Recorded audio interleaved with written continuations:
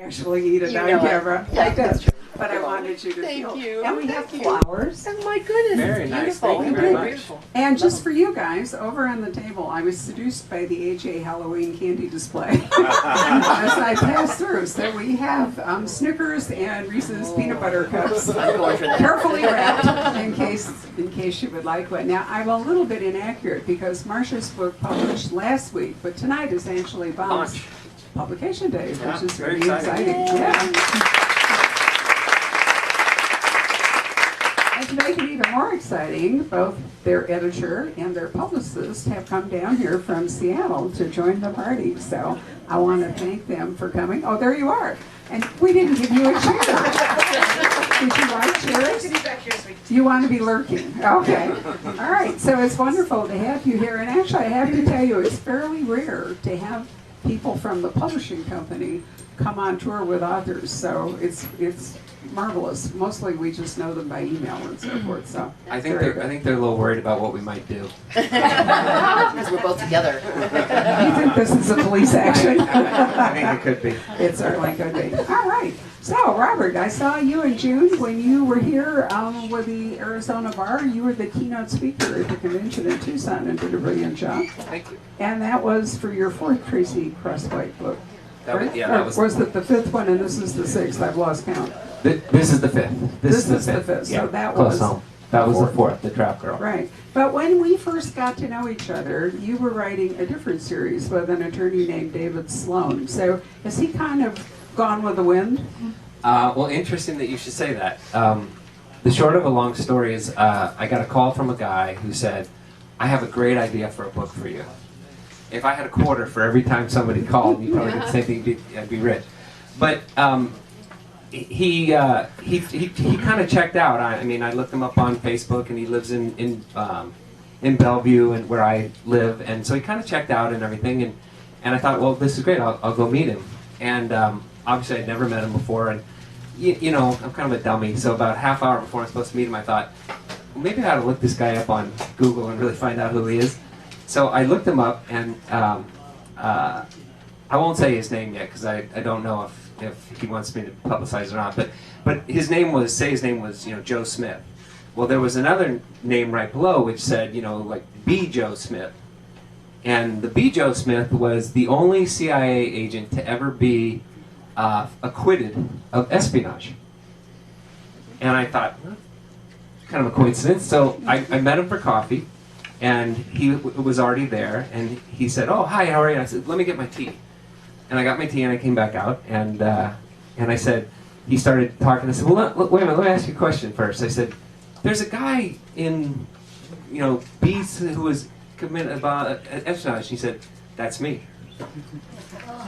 And I said, "Whoa, okay, so what's your story?" And he said, he started telling me the story about what happened, and it was unbelievable. So when he got through with it, I asked him the questions that you would probably ask him too. I said, "Well, do you want money for this?" And he said, "No, I don't want you to write my story. I'm a big fan of David Sloan, and I just wanted. I thought it'd be a good story for you to fictionalize it. Do you want your name on the book?" And he said, "No, I don't want my name on the book." So then I don't know what compelled me to say this. I looked at him. I said, "Are you playing me? Am I being used here?" And he said, "No, you can look me up, whatever you're doing, blah, blah, blah. I just thought it would make a great story for David Sloan and Charles Jenkins." And I always said to Gracie, my editor, we had talked about it, I would never bring David Sloan back or Charles Jenkins back unless it was a really big book. And this is a really big book. So the next book I write is going to be a David Sloan book. I have committed the cardinal sin of all attorneys. I have asked you a question to which I didn't know the answer. I can't believe I did that. And I got a good one instead of a really terrible one. I appreciate the platform, so thank you very much. Wow, okay. Cool. It was cool. So before we talk about your new Samantha Brinkman book, number 3, you had some news about television that you might be going to do. Are you able to talk about it yet, or is it still a secret? One I can and one I can't, really. So the one I can is, Use sorry. your microphone. Sorry about that. So one project for television I can talk about and one I can't. The one I can talk about was announced on Deadline.com, which is Yeah, you've heard of it. It's a Hollywood. They put out all the news about who's doing what to whom, and it's kind of like a high school gossip column, the high school newspaper. Anyway, Sounds very Hollywood altogether, right? we sold a pilot to ABC. That's a little bit it's a fictionalized story about me. And imagine that I left the DA's office, and then my co-prosecutor who stayed in the office came to me and said, "Hey, he did it again. Will you come back?" And so that's kind of the premise of it. It's a fictional story, but yeah, so that was really fun. And I'm going to do it with the people I sold a pilot to NBC with last year, and I love them. Liz Craft and Sarah Fain. If you ever see their names on anything, you'll know it's going to be great. They worked on a whole bunch of good stuff, especially like The Shield. They worked on the Women's Murder Club, a lot of stuff that you might have liked. So they're wonderful. They're wonderful people and wonderful writers. So that I can tell you about. So writing that script now. And then I also have a project that I'm doing. I'm posting for A&E, but I can't talk about, but it's true crime. And should be airing next year, around late March, early April is the plan. They'll do a big release, hopefully, or some release next year. So you'll hear about when it's going to air and all that stuff. Wow, very exciting. Yeah. I'm glad to see you can sort of laugh about the premise of, because I asked Marcia when the OJ thing came onto television, how that was for her, whether it was painful or, you've done really well with it. I think it worked out well. It did, surprisingly, because I didn't Yeah. expect it to. I mean, I was really miserable when I first heard they were going to do that series based on the trial. I was miserable, but I thought, oh, nobody will ever make that. You hear rumors all the time. We're going to make this, we're going to do that, and that's Deadline.com has all that stuff. That's why I call it kind of a high school gossip phone.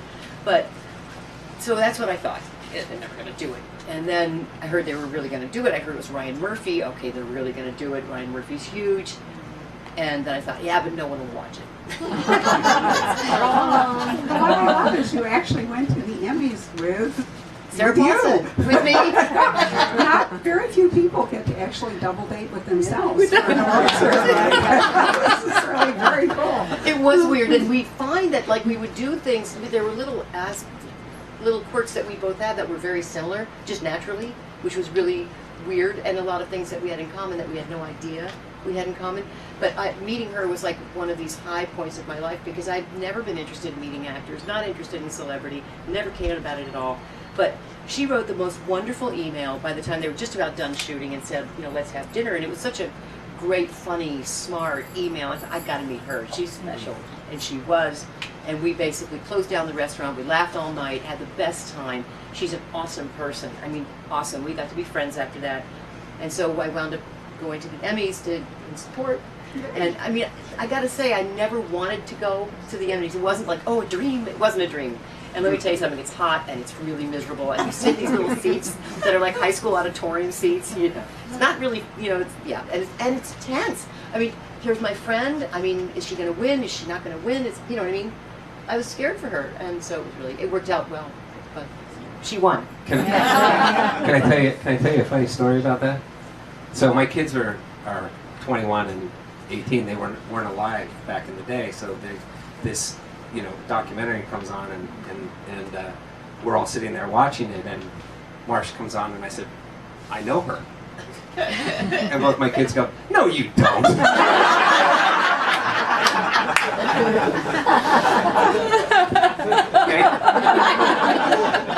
What does that say about you, Bob? Listen, actually, Bob told me that he came down here today, and what was it your kids had been watching, or were in Scotland and were watching Outlander? This is I love it. This is pretty cool too. So my older brother took his whole family to Scotland, including his son Andrew John, who proposed to his fiancée in Scotland on Loch Ness at the ruins of some castle. And I said to my niece, who didn't go, why did he do it there? And he said, well, she's a big fan of the Outlander series. And this is on a string of emails. I have 9 brothers and sisters. So this is on a string of emails. We're all on this, right? So I email back, I know Diana Gabaldon. I can get a book signed for her. The response, no, you don't. earlier this afternoon, Diana drove on down and signed a book for me. I'm going to get the last laugh.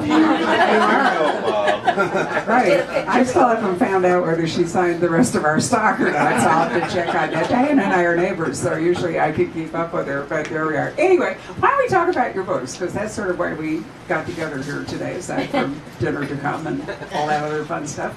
I found it really interesting, Bob, because you are an attorney, but you had to learn about what it would be like to be a lawyer in the military, specifically the Navy. Yeah. And Seattle, of course, is a port. Right. So I mean, we don't have a lot of that presence here in Phoenix. Well, we might have some. Do you all know there's a PW camp here in Scottsdale during World War II? Mm-hmm. And when they staged a break, at least in Betty Webb's book, it's not true, they thought because they built a boat that they could float down the Great Salt River to the Pacific and escape. What a rude awakening that It didn't play out like that. Nonetheless, Seattle, and I found that fascinating, and I noticed I always read your, acknowledgments and author notes at the end when I finish the book, which I recommend is the way you all do that also, rather than at the beginning. And you obviously spend some time with someone who is, what do they call them in the Navy? I know that in the Army there's she's a term. JAG. A JAG. She's So a it JAG. is a JAG. Naval, Naval JAG officer. Yeah, it was really interesting. I teach a 4-day writing seminar with a guy named Stephen James, and we do one back in Jonesboro, Tennessee, and then we do usually one out on Whidbey Island in Seattle. And anyway, there was this woman there, and she was really funny. I mean, just this really kind of very gregarious, outgoing, funny lady. And I said to her, Mika, what do you do?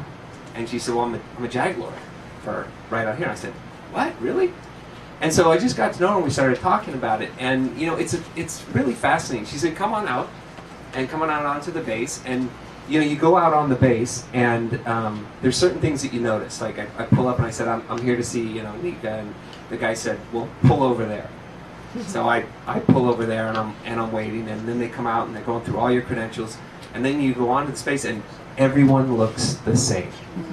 Everyone's in uniform.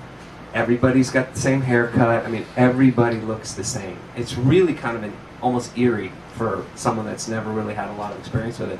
And anyway, she showed me all around their offices. She showed me their courtroom. They had a trial going on. I sat through that. And then I just spent probably the better part of about 4, 5, 6 days with her. And I don't know if you do this, but I didn't really know what I was going to write about yet. I just thought this was something interesting to maybe explore. And I ended up exploring it. And at the same time, in my hometown, at the local high school, they had 3 heroin overdoses died. I mean, heroin, and I'm thinking to myself, heroin? I mean, heroin is the stuff that's in the downtown tenement buildings. I mean, this isn't in the suburbs. So I started doing research on that. And it was really, really fascinating that, I mean, again, I'll shorten this, but one of the ramifications of the legalization of marijuana, not that it's a gateway drug, but one of the ramifications is that the drug cartels in Mexico recognized they were going to be losing a significant income stream. So they buried their marijuana fields and they grew poppies.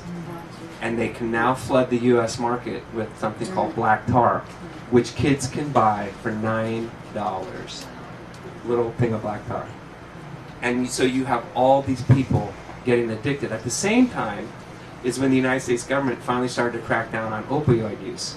Unfortunately, they were about 10 years too late. So you had all those people that were addicted to opioids who couldn't get them anymore.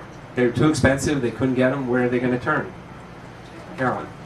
You made an interesting point in your note, which I hadn't really thought about up until you said it, but there was also a change in the medical world in terms of management, and they went from trying to treat the underlying causes of pain to just treating the pain, which is where the opioid prescriptions went up.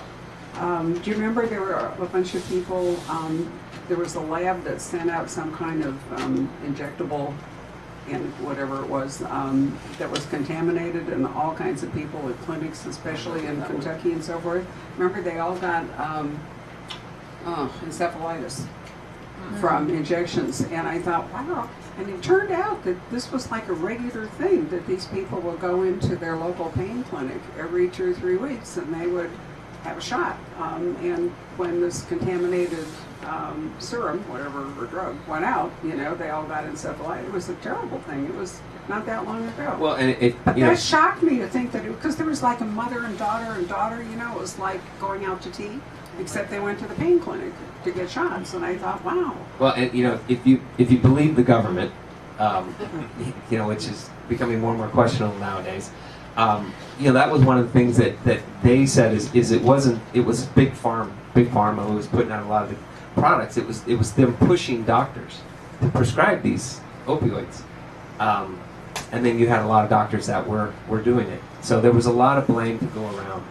Right, but what you're saying was kind of a perfect storm. Yeah. That legalizing marijuana meant that there was more money in heroin, and then there was a whole lot of people who were addicted. Yeah. And then, of course, they started cutting it with fentanyl, which makes it even more legal. Yeah. Right? I don't know anything about fentanyl. Fentanyl is a fast-acting narcotic that it's used to sedate. And it's wonderful because it moves very fast. It moves in and out very fast, but you can overdose on it very easily, and people have. Was that Michael Jackson? No, he was propofol. Propofol. Okay, but sort of a similar. Propofol's like that too, very fast-acting, and it was great when it wears off. It completely wears off. You don't have a hangover. So it puts you out. It's a great twilight sleep, and then you. I'm not trying to sell it. You notice I went to the person who reads the Hollywood gossip shit to ask about that. We all know about propofol. Go to the source. Right. So your book came together in a combination of you wanted to talk about the opioid epidemic, and then you were in a port, and then there you were with a really interesting plot. Except I have to tell you, because he dies on page 2, so this is not a spoiler. I hated your killing that kid. Yeah, that's hard. There's a couple things that I really extremely reluctant. I won't read books about serial killers, and I won't read books about kids in peril. It's just kind of my thing. And then, but what I really wanted to do was I wanted to bring it home. This is not a situation where, you have people, like I said, in drug-infested buildings in downtown Diamond. You have good kids from good families that are dying, and it's really a travesty. I wasn't mad at you, so that wasn't what I meant. I realized that came out, unfortunately. What I meant was he was a really great kid. He's a great kid. And I thought it was sort of a tribute to you that in only 2 pages I really minded that he died. Well, thank you. I mean, really, that's hard to do, to make you care about somebody enough to go, oh shit, Whoops, sorry. All right. Do you have the NSFW thing on your website? Here's the thing that's really dangerous about doing this is you can't take any of it back. Bear that advice. Okay. All right. So, I know that she's looking at me about that. Sailor mouth. You and I have done this so often. Great. Prepare. Tell us about Samantha. This is number 3 for Samantha Brinkman, and you shifted to the defense. Yes, I did. Yes, I did. Yeah. So I started as a criminal defense lawyer. In private practice. That was my trial practice, and then I wound up in the prosecutor's office for a while, and now I'm handling court-appointed appeals for the indigent. So I'm kind of working on the defense side again, although it's not trial, it's appellate work. And I really wanted to write about a character who's got very few boundaries, who does not believe in following any law that isn't convenient for her, and writes her own rules, and that is Samantha Brinkman. She had a traumatic childhood that definitely led to her belief in, her lack of belief in justice in general. Unless she can deliver it, so she does, all in her own way. And she talks, I can, through her, talk to you very realistically about the mindset of a defense attorney, but also show you someone who will deliver justice in her own way, so there's some satisfaction. In Snap Judgment, kind of like you, Bob, I got very interested in a couple of social issues that felt very top of mind. Revenge porn, which seems to be growing, seems to be happening more and more to kids. I think that we are not on top of our technology. We have these abilities. It's like a child with a machine gun. He can do enormous damage. He doesn't realize what he's got in his hands. We have that too. And these kids have these phones that are like, computers in their hands. Once you send an image out, you have no more control over it. And somebody, whoever gets it, can do whatever they want with it.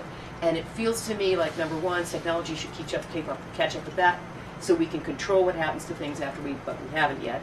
Number two, revenge porn is very barely punished, at most 6 months. you can ruin somebody's life with that. So I wanted to talk about that and human trafficking, which is a really weird thing because I had been thinking about writing about human trafficking. It is a very prevalent crime nowadays. Young, particularly girls, winding up on the streets and really sad waste of life in many ways. They get ruined and they don't come back and they frequently die. And then as I'm thinking about writing about this and pulling all these threads together, I get a call from a deputy district attorney who was my law clerk during the Simpson trial. She was one of the clerks that we drafted to help us on the case. She was now a deputy DA and wanted to talk to me because she was running the diversion unit for girls who had been trafficked.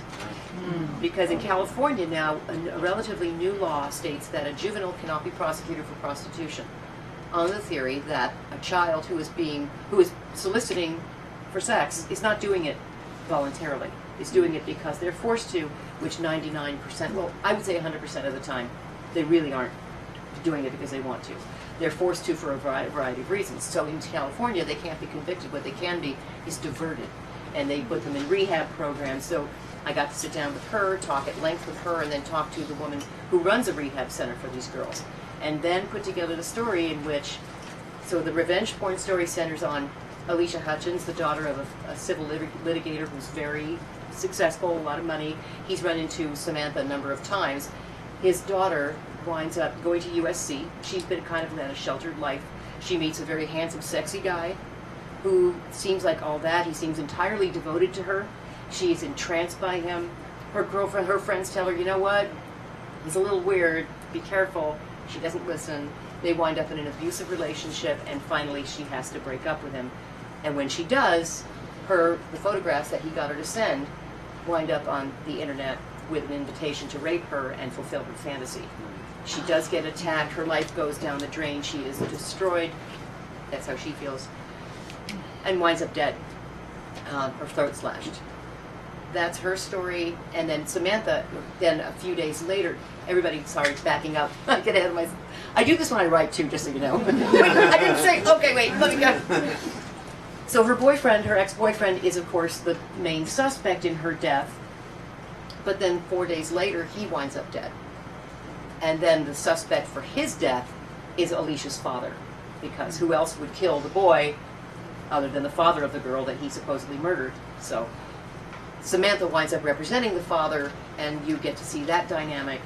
And then the human trafficking is the result. It's a girl who becomes a witness. There's a bad, evil crime lord guy named Cabazon who has been in and out of Samantha's life for a couple of books now. And he's got the goods on Samantha and her father, Dale, and she has to do his bidding in order to make sure he doesn't kill her or expose her. So he wants her to go and find this girl who is the witness, a key witness against his nephew in a murder case. She knows that she finds this girl, that this girl will be dead, so she has to find a way to locate her and then keep her safe.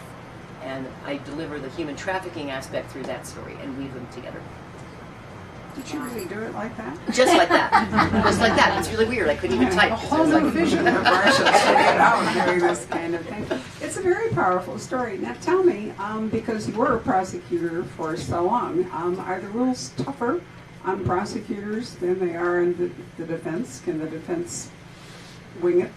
Absolutely. That's Yeah, you know, that's why it's more fun to write from the defense side of things. You know, Right. A prosecutor can only get away with so much. You know, I mean, there's like Rachel could push the envelope in terms of pushing an investigation that wasn't hers to push, and digging into things that she wasn't supposed to dig into. That's about it. You know, prosecutors really.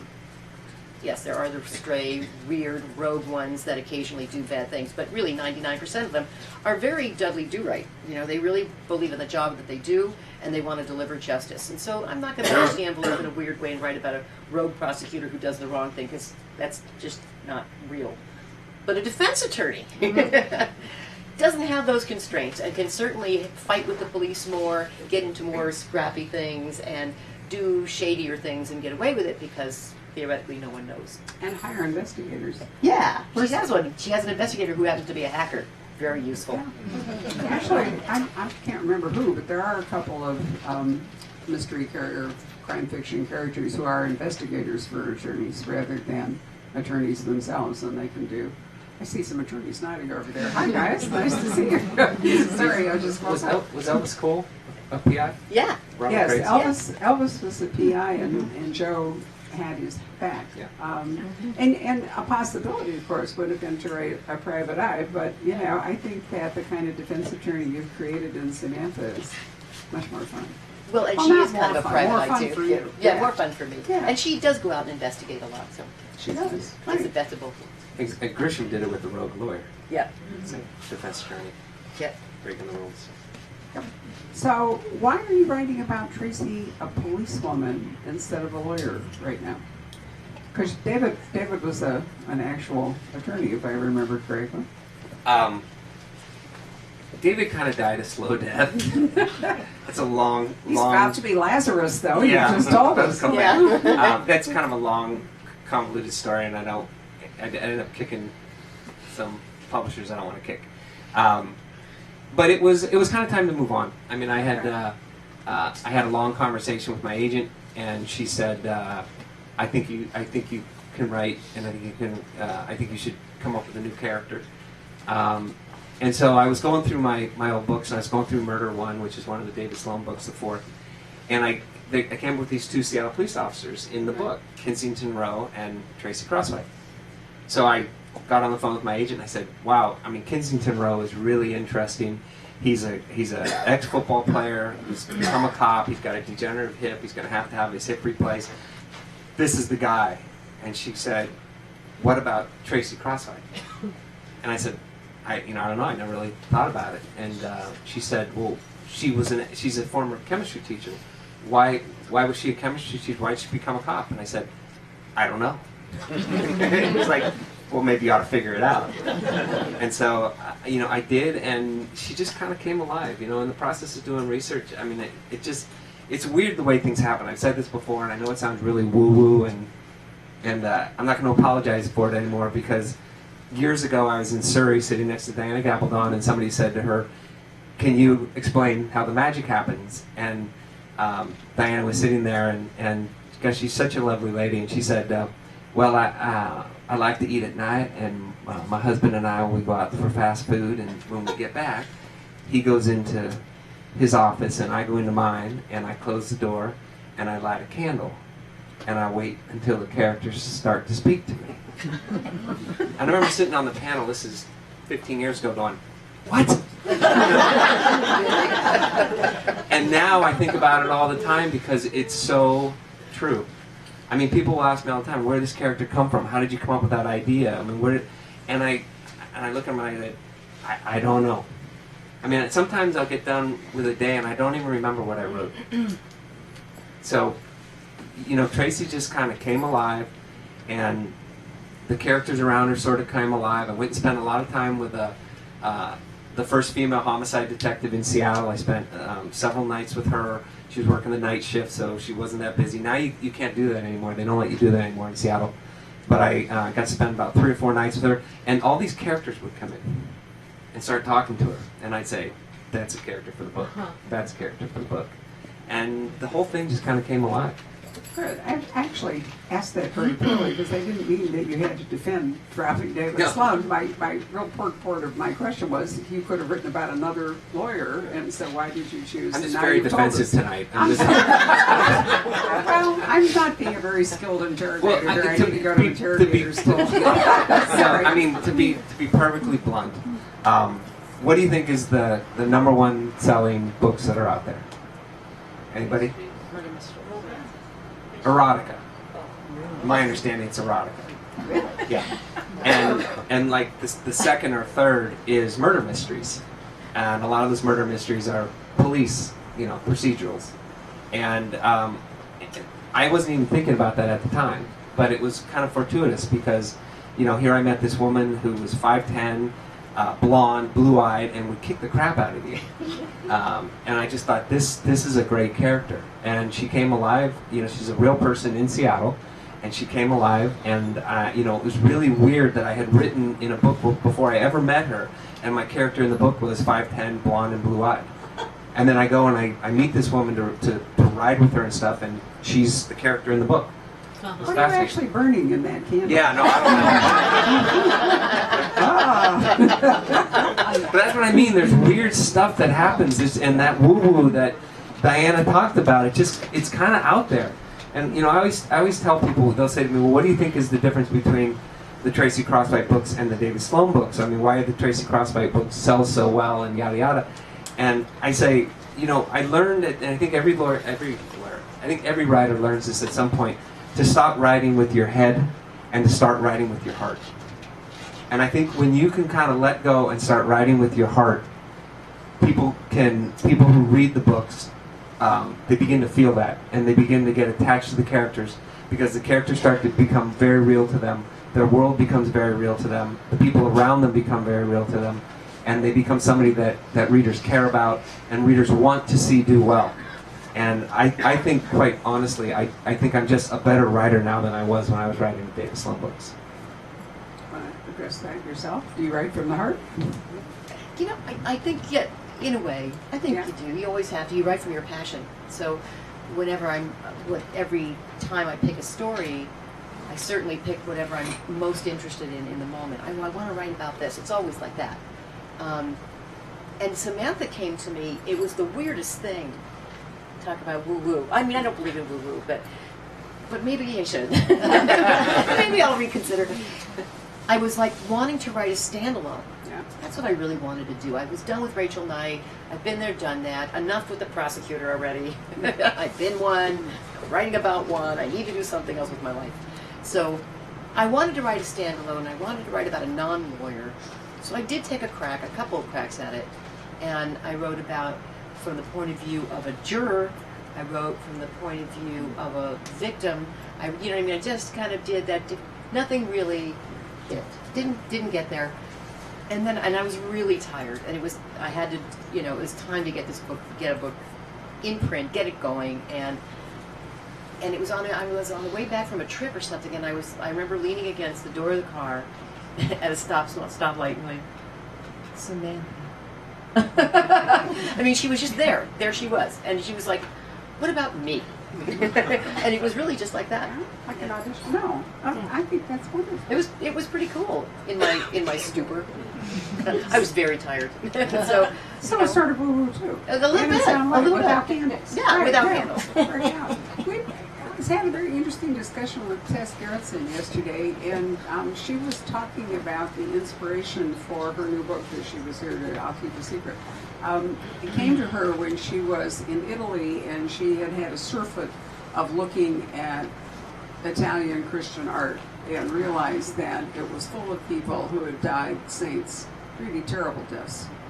And also full of symbolism in the art, so that you knew that the guy that carrying his skin was, I can't remember which saint was flayed, and the guy with the arrows was going to be Saint Sebastian, and the woman with the wheel was going to be Saint Catherine. And she thought, what if a serial killer decided, you know, and I thought, here's the thing, you know, you want to know where authors get their ideas, and they get them from everywhere, but what's interesting is what that sparks them to create. And you know, that's a non-transferable skill, right? I think so. For you. I mean, it's different for you than for Bob. Both of you could have been with Tess in the same church, looking at the same terrifying art, and you, all three of you, probably would have come up with a whole different scenario to stem from that. Right.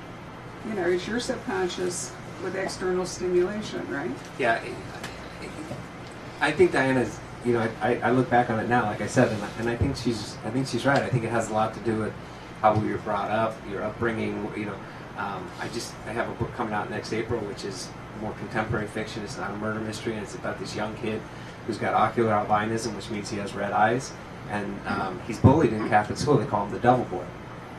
And somebody said to me, "Where did that idea come from?" Well, I used to say to people, I saw an article in the newspaper about a kid in Australia who had red eyes, and he was denied admittance to the Catholic school because they said he'd be too disruptive, because they called him the Devil Boy. But that's not really where the story came from. I have a brother, my youngest brother is mentally handicapped. He's got Down syndrome. And I watched a lot of the discrimination against him, and I watched my mother fight for him so that he was not discriminated against. And I began to realize that story came from here, you know, not from a newspaper clipping. The newspaper clipping was the impetus I needed to get the character on page. But once the character went on page, all the stage hands and all the dialogue and everything came from in here. I was preempting any of you from asking where do your ideas come from, which is actually the most common question generally asked at author events. And the truth is, it's different. It is. And it's probably different every book as well as for every author, it's unique. Yeah, Right? I think that's true. I think for me, I always write from, I'm always looking at the victims. I'm always interested in talking about them, and it always comes from there. And I think that's always been kind of where my heart is, sticking up for the ones who can't stick up for themselves, even through Samantha, even more so actually, because Samantha will go much further to take care of victims than Rachel will. Yeah. This reminds me, we had a really interesting talk when you were here with Linda Fairstein in July, and you mentioned a program you were doing where you were trying to educate jurors, or, get, so many cases are so complicated the average juror can't figure it out. And you were working on some kind of program to help with that. Can you describe it for us? Well, actually, what I meant was, I'm hoping through this show I'm doing for A&E to make better jurors. Because as I question people and as I go through cases, I'm showing you what to think about, and I'm showing you how to question and how to look skeptically, because I always wanted skeptical jurors. I think it's the best thing to have. Be skeptical of me, be skeptical of the defense, be skeptical of everybody, and think critically about what you're hearing. Use your common sense, think logically, and if you do that, you're going to come up right, like almost every time. Nobody's ever perfect, but So I want to, kind of a mission of mine, in these books too, is to educate, to tell people what the system of justice really is like, how you investigate a case, but also how to think about the people who testify, the witnesses, why they say what they do, when you should believe them, when you shouldn't. I think it's really important for our system of justice to make the best possible informed and capable jurors we possibly can. I thought that was a very impressive thing to be doing, and I realized that I have made it all the way past the age where you are called for jury duty without ever actually serving on a jury. Oh my God. Well, I've been disqualified every time. Well, of course you nonetheless, I really am sad. I guess I could volunteer. But I think I wish I'd had that experience. I think all of us once should probably serve on a jury. I've been booted every time. Yeah. Every time. I went over to Scottsdale not long ago. Well, when I was still under 75, and they snickered when I came in. I mean, it was really sort of rude. They sort of snickered. They said, just go over there. They said, you'll have to sit through whatever it is. And I thought, well, I actually came down here to do this. No, I was in Seattle. I was in the courtroom when I was like juror number 7. So I was in the box, and what do you do? Well, I write novels about attorneys and and so I knew I was going to get booted. And so, sure enough, the prosecutor, he asked the first 6 people a question, and they said yes, no, yes, no, yes. And it came to me, and I said, well, why would the person do that? And he looked at me with just horror. So then, the first challenge, we'd like to thank and excuse Mr. Dugoni. And I get up to leave, and the judge from the bench says, Mr. Dugoni. And I turn and I look at her, and she says, say hello to David Sloan for me. Well, I should add a caveat that I'm not booted off juries because I know anything about the law. I'm booted off juries because I was one of the most successful plaintiffs ever in a medical malpractice case. And so I sat through a court, in that way. But they don't want you on a jury if you have had that experience. So you're right, that judge, that, this judge was just showing me his check from the court because he served out a jury. Just did my day. You did your day. Well, it's time for us to move on here. I want to thank our Facebook audience for joining us this evening, and we hope you enjoyed it. Are we done? Yeah. Great. What I discovered was they get angry if they think we're going to go on without them. So I'm keeping them off. And then I'm going to say, if you have questions, seriously, we've had people say it was like being booted out of a party. So I don't. Also, I think that you don't. It's better if you ask questions and you answer them when it's not being recorded and broadcast because it's much more personal. And since you're here, you should get all the attention. So that's why we're doing it that way. Anyway, we're open for questions. You want to be the MC and call on people? Okay. Or force them if they don't raise their hands. Yeah. I'm curious, how different is it writing a female character from a male character for you? I was really worried about it. I mean, I was very I was very nervous about it. And as I did the research and started, putting the story together, I made the conscious decision that I was not going to write from the perspective of a woman. I mean, I have 4 sisters that I could draw upon, and I work in a profession that's did work in a profession very heavily women, very successful women attorneys, etc. But I'm not a woman, and I just felt that it would be a disaster if I sat there and tried to, get into a woman's mind and write from the perspective of a woman. And then when I went on the ride-arounds with Jen and talked with her and did all these things, I began to realize I didn't have to. I mean, this was just a very capable person doing a very tough job, and I didn't have to write from the perspective of a woman. All I had to do was write from the perspective of a human being that had been grievously injured in her past and was fighting to get over it so that she could do her job. And I think that's a lot of us. Each of us comes from different places in our backgrounds and everything, and each of us have had something that we've had to overcome in our lives, and then go on. I mean, that's life. You don't get to just mail it in. And once I came to that understanding and that perspective, I felt much more comfortable doing it. And I've been really satisfied with the responses that I've gotten from people, from a lot of women readers and everything. And they'll kind of ask me that same question. And to me, that's really a compliment, because it means that I must be doing something right. But in all honesty, I did not set out to do that. I just thought it would be a huge mistake.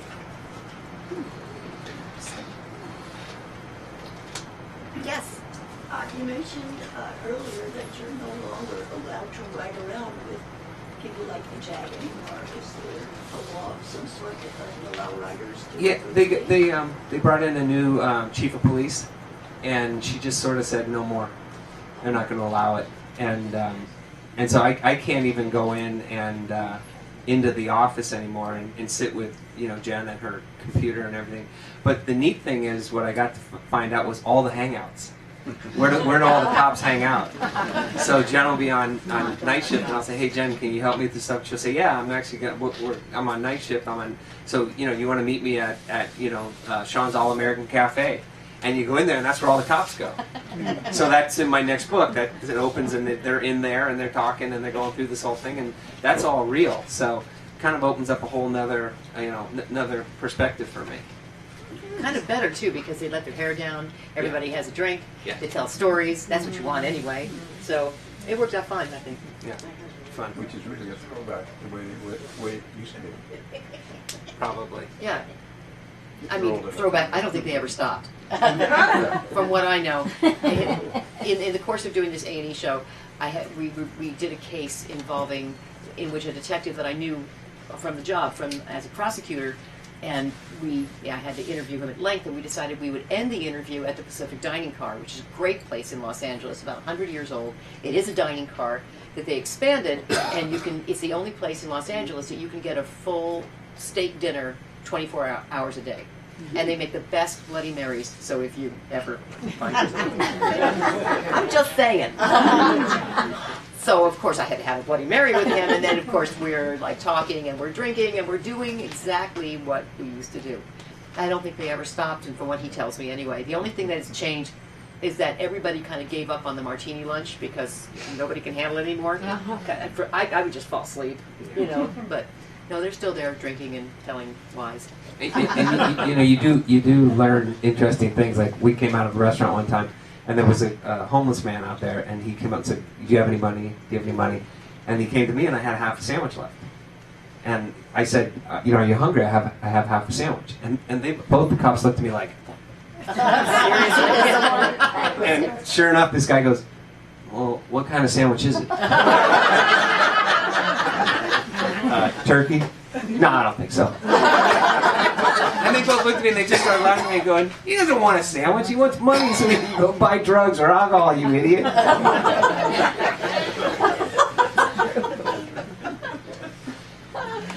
I'm taking your job, I'm sorry. I'm sorry, I'm not a good MC, that's not working. Well, my question is kind of two-part. Where did you initially come up with the idea of a female police officer? Again, ironically, I wrote this book called Murder One, and I put Kensington Rowe and Tracy Crosswhite in the book. And Tracy Crosswhite in that book is a 5'10", blonde, tough as nails cop. And so I was going back through the story, and I found it, and my agent said, "That's her. That's the one we want." And so I said, "Okay, let me see if I can come up with a story for her." And then I called up a good friend of mine, Kelly Rosa, who works in the prosecutor's office, and I said, "Can you get me in touch with some homicide detectives?" She said, "Yeah, no, I know this great guy, and he's with the King County Sheriff's Office." And I went and talked to Scott, and then Scott said to me, "You really should talk to my girlfriend. She's Seattle's first female homicide detective." I said, "Whoa, okay."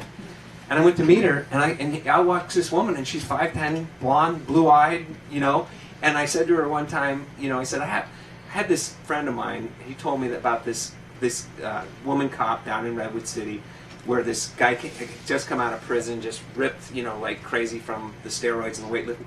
And he came at her, and he was saying, "What are you going to do? You going to shoot me? You going to shoot me? You going to shoot me?" And she actually backed up and got in her car and locked the door. And so I said to Jen, I said, "What would you have done in that situation?" She goes, "I'd have shot him right in the freaking ass."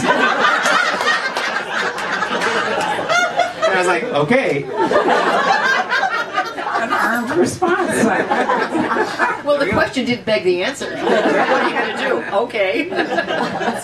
Well, the second part of my question was that since you lost your connection with Seattle, you should come on a ride along with me tomorrow night. I'm a 20-year police officer, and it was when you were telling me that story about what would you do, and I'm sitting here thinking, well, I'm like, I'd probably punch him in the face. Response to your question, huh? At least. Yeah, at least, yes. Well, if I ever come up with a series down here, I'm calling you. Phoenix, Arizona, yeah. There's no reason Tracy can't come down here. Well, it's going to be really interesting what happens to Tracy, because something very significant happens in the next book, which I've turned in to Gracie. And so when I come back to Tracy after my next Sloan book, I'm not sure where I'm going to necessarily pick it up. Yeah. It could be 2 years later, it could be 3 years later. So a lot of things can happen.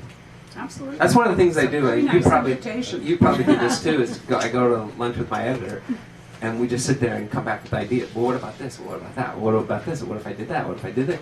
And that we usually can kind of put a book together. It's fun. Or you can just come here and I'll tell you what's Yeah. right. You wouldn't believe So, how many yeah. books have been plotted right here, just like this. It was actually at Barb's home out on her patio, and she said, "Well, have you thought about doing this? Well, what if this happened? Or what if that happened?" I was like, "Oh, wait a minute, let me write this down." We did. We had a really great editorial session, didn't we? It was a lot of fun, indeed. All right, who else has a question? Way over there. Will Rachel be coming back? Will Rachel be coming back? She might. I've been seriously considering the possibility. I'm actually actively in the 4th Samantha book, and so I already know I'm doing that. But enough people have suggested that I should have Samantha and Rachel meet that I might really do that. And what I'm considering doing is alternating chapters, so you see Rachel's point of view, Samantha's point of view, and they're not going to love each other, especially in the beginning. They might eventually get along. You never know, but yeah. And I thought running them into each other would be fun. I like that idea. You'd have a case and they'd be prosecutor in defense. In defense, yeah. What a really great idea. So you see the case from both sides. Would the reader end up knowing more about the defense strategy than Rachel?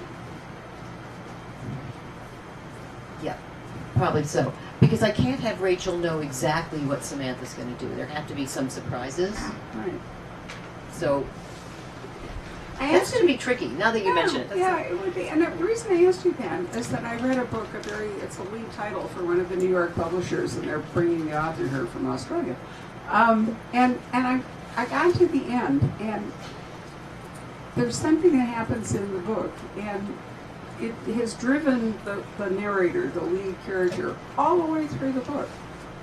And at the end, you hear from the dead person, and you realize that what the lead character thought was true wasn't, but there isn't any way she's ever going to know that now, because the other person's dead. But you, the reader, know it. And I thought, wait, I really don't like this. this. Yeah. And Yeah. I can't edit the book for this one. It's too late for me. I actually did this to a Canadian. You know, it's so funny. Ian Hamilton, who I absolutely love, sent me one of his fabulous books, and he said, "I hope you like it." So when I read it, I said, "It's really dangerous to do that. When's it publishing?"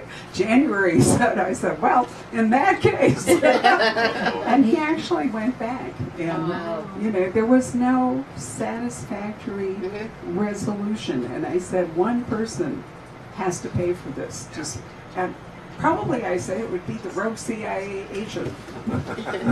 Speaking of Yeah. rogue agents, and I thought that was amazing. And I've often wondered, Gracie, what his editor thought when he went back and he said, "Barbara said I have to rewrite this part."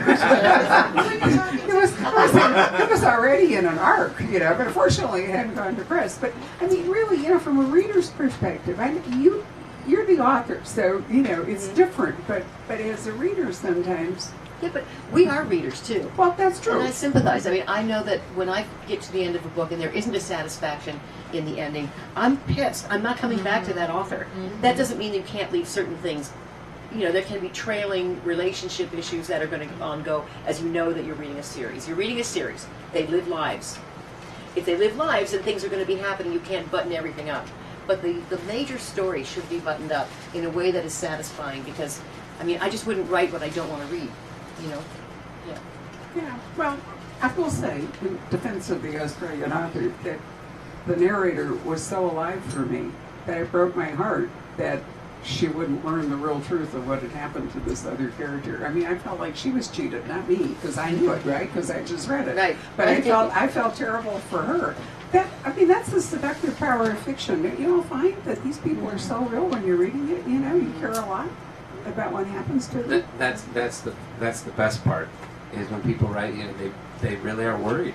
Yeah. They're really concerned that things are going to work out okay. That's right, and they're really worried that you won't survive long enough to write another book about them too. Wait a minute. I cannot tell you how often I get letters like that from people. Yeah, and I remember a lovely author named Kate Ross. I don't know if you remember her. It was years and years ago. And she died very young of leukemia. And all the comments I got, everybody said, "Oh, it's too bad about Kate." They all said, "What about Julian?" What happened? And I thought, wow, readers are really selfish. Have you heard about George R. R. Martin? He's the one who wrote Game of Thrones, right? You should see his reader mail. Oh my God, they call him names. You son of a bitch, where's the next book? I mean, they don't care that he's probably, how old is he now? He's pretty old, and they're worried that he's not going to get to that, and they're mean. They're really mean. I want to know that he locked up. You know, Agatha Christie, I think, maybe the only author I can recall who actually locked up the last power, remember, and it published when she died. So she left that, you know, for her readers. But one reason I always like to conclude these sessions by asking you what you're writing next, I want you all to be happy and go away thinking, at least there'll be one more book. Right? Is there any more questions before we? Oh, okay. In regards to David Sloan, he lost his wife, and that made him so human and so vulnerable. Is he going to have another relationship in time, or is he a bitter man? It made him very human, and they hated me. I mean, I was called all kinds of names, and you know, I look back on that, and I got bad advice. If I had sat down with Barb or Gracie, I'm sure they would have said, no, never kill the dog or the wife. But I got bad advice, and the advice I got was, married sex is boring sex. So, you know, get him out of that relationship. That was an unhappy editor. Yeah. Yeah. No kidding. Thank you, Paige. Except Paige, remember, C. Supra, he just said the most best-selling thing is erotica, so it might, I mean, that editor might have had her finger on the pulse point. It's a depressing thought. Yeah. So I think it's going to be a situation, well, I know it's going to be a situation where Jake is grown, and Jake maybe even comes into the practice. But really, it's going to be a story about Charles Jenkins, who is has a child now, young boy. He started a business, and the business is failing. It's going bankrupt, and he's in big trouble. And he's an ex-CIA agent, and the CIA shows up at his door and says, "Do you remember the guy in Moscow that we were going after? Well, we think we can get him. We'd like to bring you back in." But he doesn't realize there's all these nefarious connections, and then when this all happens, which is what happened to this guy, it all blows up, and everybody backs away from him and says, no, he's not a CIA agent. He's a rogue. He was selling secrets. He needed the money. He was going bankrupt and blah blah blah, and he's going to be prosecuted, and he's going to go to David Sloan and say, I need your help. Wow. Yeah. So I think I'm hopeful. I'm just in the process of talking with Gracie about this, and maybe Barb. She did before. But Hi, Gracie. I want it to be a big book. I mean, I don't want to bring Sloan back on a small story. I want to bring him back on a big story, and really kind of a standalone book, so that you don't feel like you have to have read the other 5 novels in order to understand it and appreciate it. And of course, you probably would like to do that, but no. But really would stand on its own.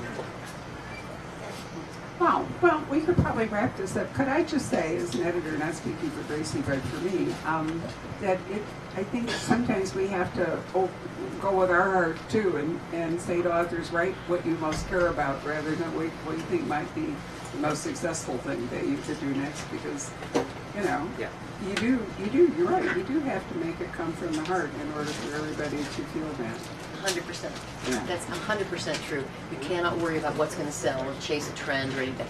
None of that works. You just have to write what you care about, write what you feel. I think that's absolutely right. Well, it's not the best design for an editor, but it's certainly the right design for an author. That's true. There we go, and I think the editor in the end and the publishing company benefits from it. One of the things that's so interesting about publishing is that there's no science to it. Yeah. No matter how we want to think about it, and you can look at numbers and all the rest of it. One of the biggest questions I get all the time from people, especially in New York publishing, what's the next big thing? They'll say to me, what do you see as the next big trend? And the problem is you don't know until it's there.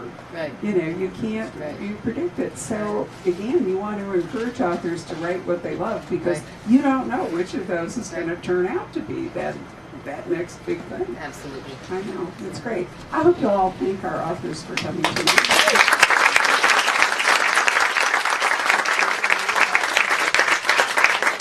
I'm very pleased that our 2 guests, Gracie and Tadell, are here in support.